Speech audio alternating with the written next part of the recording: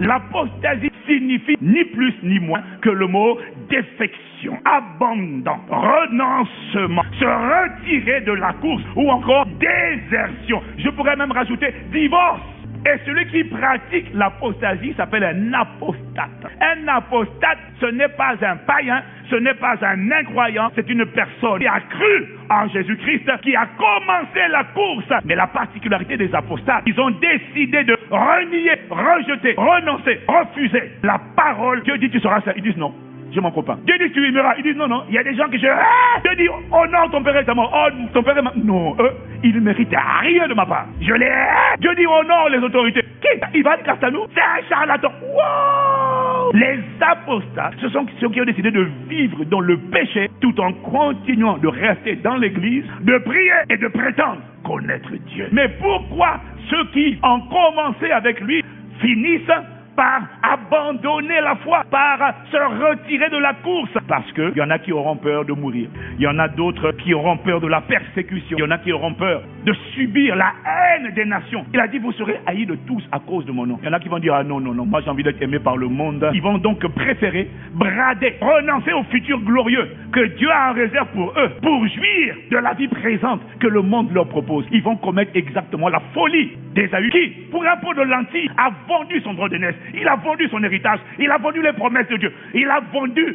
ce qui lui était réservé. C'est ça qui se passe lorsque tu choisis, parce que tu as peur de la haine du monde, de te conformer au monde. D'autres personnes vont finir par devenir des apostates parce qu'ils auront été séduits par ce que le monde a à leur proposer. Ils vont préférer l'amour du monde à l'amour du Père. Plusieurs apostates finissent par abandonner la foi. C'est parce qu'ils n'ont pas su garder leur cœur. Au point qu'un jour, ils ont été infectés, ils ont été offensés, ils ont été empoisonnés. Le tentateur s'est emparé d'eux. Voilà pourquoi Dieu dit garde ton cœur. Il les a soumis à son diktat et à sa volonté. Il y en a qui m'ont dit non pasteur, s'ils vont en enfer, c'est que ce n'était pas des chrétiens. Si, c'était des chrétiens. Ils ont commencé avec Jésus. Ils ont cru en Jésus, mais ils ont abandonné la foi au cours du chemin. Ils ont lâché la parole. Parce que la Bible dit que la foi sont les œuvres et vaines. Tu prouves ta foi par ton comportement. Si ton comportement n'est pas conforme aux Écritures, tu es en train de prouver que toi, tu as lâché la foi. Les apostates, ce n'est pas Dieu qui les abandonne, c'est eux qui abandonnent Dieu. Et dès lors qu'ils ont abandonné Dieu, tu es obligé de prendre acte et de les abandonner aussi. Quand Adam a désobéi à Dieu, Adam a déclaré son indépendance. Il a dit à Dieu par sa désobéissance, moi je ne veux plus de toi. Dieu a dit quoi? Tu vas rester ici. Non! Dieu respecte le libre arbitre des hommes. Il m'a expliqué, lui il ne peut pas t'abandonner. Lui il t'aime d'un amour éternel. Mais rappelle-toi, apostasie, c'est comme divorce. Si tu demandes le divorce, mais l'autre conjoint ne peut pas dire tu vas rester avec moi. Non, à nous, tu ne peux pas. Parce que la personne a le pouvoir de choisir. On a un seul qui retient les gens de force malgré eux. C'est le diable. Mais l'Esprit dit expressément que dans les derniers temps, certains abandonneront la foi pour s'attacher à des esprits séducteurs et à des doctrines de démons, car ils seront égarés par l'hypocrisie de menteurs. La conscience est marquée au fer rouge. Et la vérité, c'est celle-ci. Personne ne peut dresser un véritable état des lieux de l'apostasie dans l'Église. Pourquoi? Parce que l'abandon de la foi est répandu partout dans le corps de Christ. Mais il y a deux types de chrétiens apostates. Il y a d'abord ce qu'on appelle les faux docteurs et les faux prophètes qui ont créé des fausses doctrines, une doctrine qui est créée par un homme qui se lève un jour, qui crée un mouvement spirituel et qui ajoute aux Écritures ce que les Écritures ne contenaient pas. En dehors d'invoquer Dieu, on peut aussi invoquer les anges, on peut aussi invoquer les saints. Apostasie! La parole a dit, tu n'auras pas d'autre Dieu devant ma face, tu ne te feras pas de représentation. Pardon, on va parler là-bas. La parole a été claire. Dieu dit dans Apocalypse 22, versets 18 à 19, on n'ajoute pas, on ne retranche pas, sa parole est parfaite, elle n'a pas besoin d'être complétée par les êtres humains. Donc, il y a des apostats qui ont introduit dans les Écritures, qu'on appelle la sainte doctrine, ce qui ne figurait pas dedans. Ils ont dit, nous on a décidé, à l'unanimité, de rajouter, comme si Dieu avait oublié. Dieu n'a rien oublié. Cette parole, elle est suffisante pour t'amener à la connaissance de Dieu, pour t'amener à la conversion et pour assurer ton éternité avec Dieu. La Bible dit que Jésus-Christ est le Dieu véritable, la vie éternelle. Il y en a qui te disent, ah non, nous on croit en Dieu. Jésus n'est pas Dieu. Jésus est un être parmi les êtres. Ah! C'est pour ça que Paul écrit Colossiens. Colossiens 1, verset 15, il dit non, il est l'image du Dieu invisible. Le premier-né d'entre les morts. Quand lui ont été créées toutes les choses qui sont dans les cieux et sur la terre, les visibles et les invisibles, trône, dignité, domination, autorité, tout a été créé pour lui. lui et par lui. Il est avant toute chose et toute chose subsiste en lui.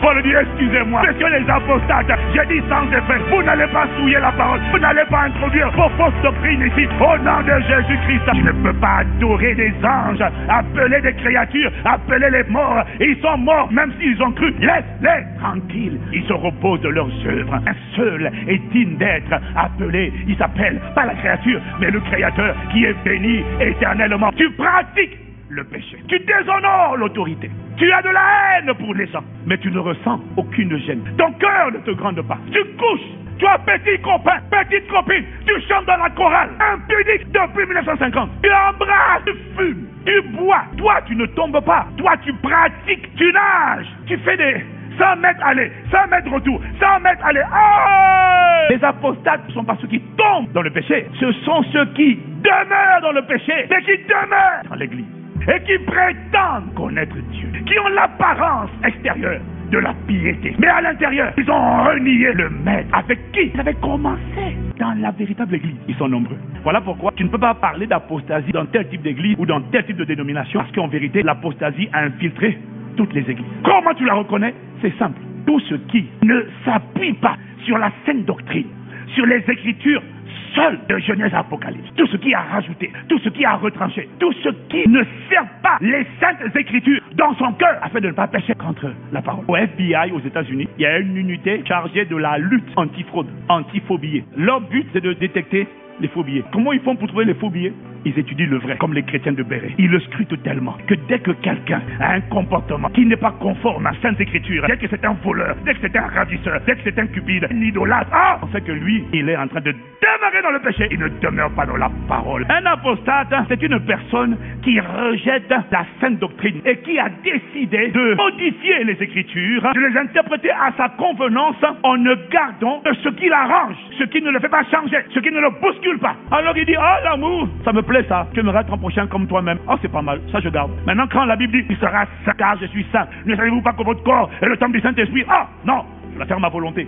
L'apostate croit à un autre évangile. Il a fabriqué sa doctrine, mais tout en continuant de prier et de prétendre connaître Dieu. Tite, dans son épître, dit à propos des apostates, ils prétendent connaître Dieu, mais ils le renient par leur manière d'agir. Et ils sont abominables. Ils sont rebelles. Un rebelle dans la parole de Dieu, c'est quelqu'un, quand Dieu dit, oh saint, il dit non, j'ai ma volonté. Pierre dit, dans 2 Pierre 2, verset 15, après avoir quitté le droit chemin, ils se sont égarés en suivant la voie de Balaam. Ça veut dire que les apostates étaient sur le droit chemin. Mais à un moment donné, où ils ont été séduits, ils se sont égarés. Pierre dit, en effet, si après avoir échappé aux souillures du monde, par la connaissance de notre Seigneur et Sauveur Jésus-Christ, mais s'ils se laissent reprendre et dominer par elle, leur dernière condition est pire que la première. Il aurait mieux valu pour eux ne pas connaître la voie de la justice, plutôt que de la connaître et de se détourner ensuite du saint commandement qui leur avait été donné. Donc on peut être chrétien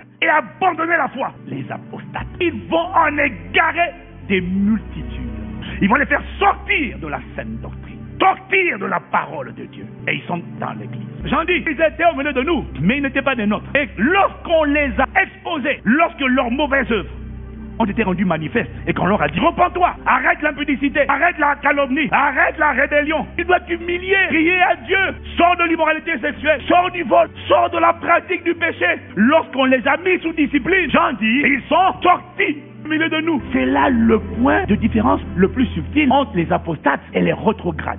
Parce que Dieu m'a dit, les rétrogrades, eux, ils ne conservent pas l'apparence de la piété. Les rétrogrades ne font pas semblant de connaître Dieu. Ils savent qu'ils ne connaissent pas. Quand tu parles à un rétrograde, il fait profil bas. Il dit, ah non, moi j'ai abandonné. Un rétrograde n'essaie pas de t'impressionner avec la récitation des versets bibliques. Un rétrograde, c'est pas de te dire, oh moi je prie. Non, il sait qu'il ne prie plus. Un rétrograde, c'est profil bas. Quand tu lui parles, il dit, non, je ne peux plus revenir. Je ne mérite pas. Il est retourné dans le monde. Et un apostate, en apparence, il n'est pas retourné dans le monde. Il a arrêté la course, il a changé les messages, il a créé son évangile, il est persuadé de ça, il désobéit à la parole de Dieu. Ce que Dieu dit de pratiquer, il s'en fout. Mais il continue de dire, toute louange à notre Dieu. Il est sûr de lui. Il est sûr de connaître Dieu. Il est même sûr que Dieu lui parle. Il est sûr qu'il entend Dieu.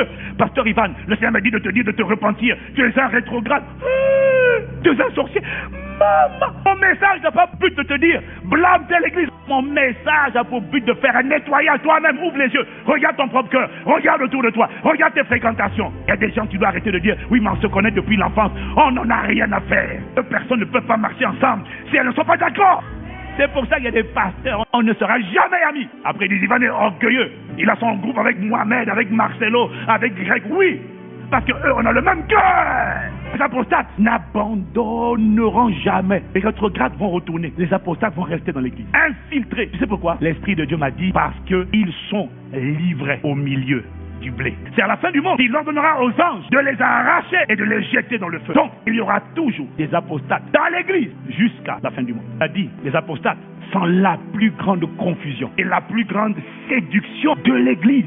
Parce que les apostates se déguisent en blé, se déguisent en vrais chrétiens, alors qu'ils n'ont plus rien de Christ en eux. Mais ils se déguisent et ils sont perçus par le monde comme chrétiens. Les apostates sont le premier frein, le premier blocage à la conversion massive des païens. C'est parce que lorsque les incroyants les voient en matière de comportement, en matière de cœur, en matière de consécration, en matière de sainteté, les incroyants ne voient aucune différence entre eux, païens, et un apostate. Je mens, lui aussi il ment. Je suis hypocrite, lui aussi il est hypocrite. Je fais de la politique, lui aussi il fait de la politique. Je place des coups bas, mais lui aussi les apostates, il place des coups bas. Il injurie les gens, lui aussi il injurie les gens. Le païen ne comprend pas pourquoi il faut se convertir, puisque ceux qui se disent chrétiens, pour la plupart, sont des apostates. Lorsqu'un païen rencontre quelqu'un qui, lorsqu'il dit « Je me livre totalement, tu peux m'utiliser », lorsqu'il voit que pendant que tu es en train d'adorer, tu es en train de pleurer,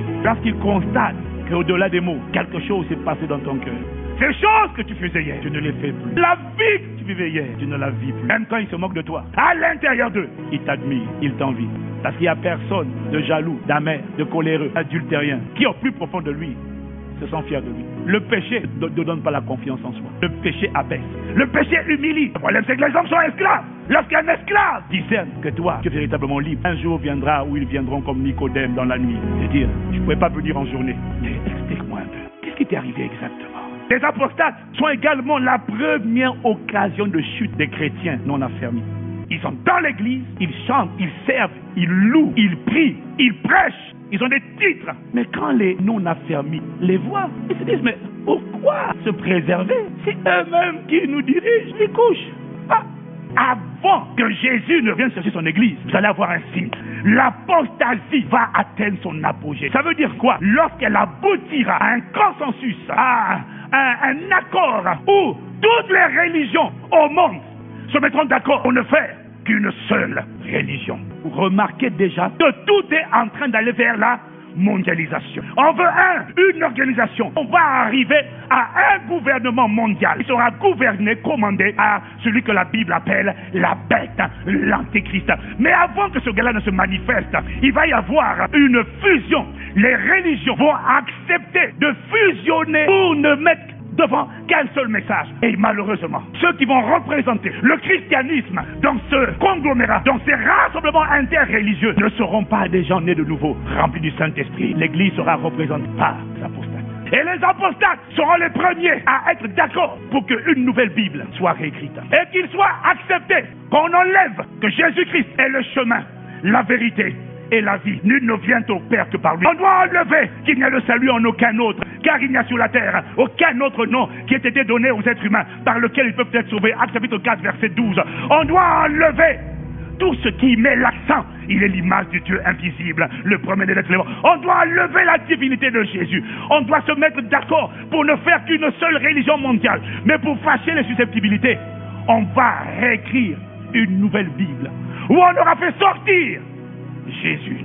On aura changé les Écritures. Et les apostates qui parleront au nom des chrétiens vont être la première cause de persécution de l'Église véritable.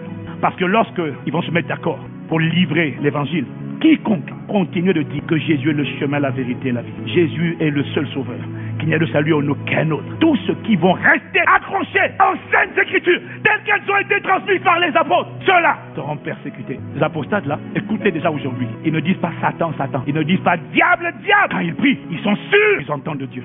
Ils sont sûrs que Dieu leur parle. Ils sont sûrs qu'ils prophétisent au nom du Seigneur. Et quand ils élèvent la voix, oh Seigneur, oh Seigneur, oh Seigneur. Il m'a dit, c'est d'eux que je parle. Quand je dis, ceux qui me disent, Seigneur, Seigneur, n'entreront pas tous.